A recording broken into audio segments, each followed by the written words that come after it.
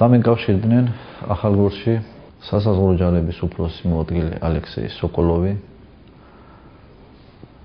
ასევე ახალგორის მილიციის უფროსი ვალერი პოხაევი, თანამშრომელი ვოვა კიბილოვი და დამავალეს შემერჩია ისეთი შენობები, სადაც განთავსდებოდა ამერიკის, კაიროსი და ევროკავშირის დროშები.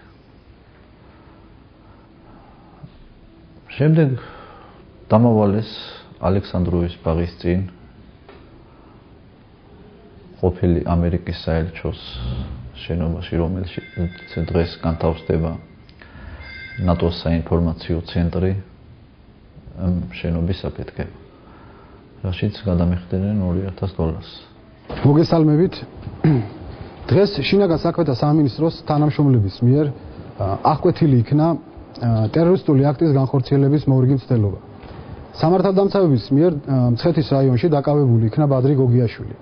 დაკავებულ პირს თან ჰქონდა ასაფეთქებელი ნივთიერება, რომელიც პოლიციამ ამოიღო და გააუნებელყოფა წყლის ჭავლის სპეციალური დანადგარით.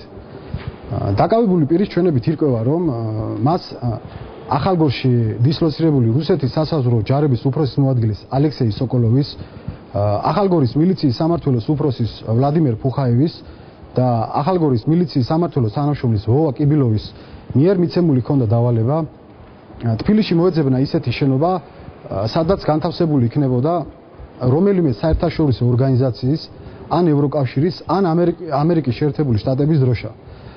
ბადრი გოგიაშვილის მიერ დაფიქსირებული შენობებიდან ზემოთ აღნიშნულმა პირებმა შეარჩიეს თბილისში ნატოს სამეკავშირეო ოფისი და ბადრი გოგიაშვილს მოსთხოვეს მისთვის ახალგორში გადაცემული ბომბის აფეთქება. ასევე დაკავებული პირის ჩვენებით ირკვევა, რომ აღნიშნული ტერორისტული აქტის განხორციელებისთვის მას გადაუხდიდნენ $2000. შინაგან საქმეთა სამინისტრო აგრძელებს ძიებას საქმესთან დაკავშირებით დამატებითი დეტალების დადგენის მიზნით. მადლობთ.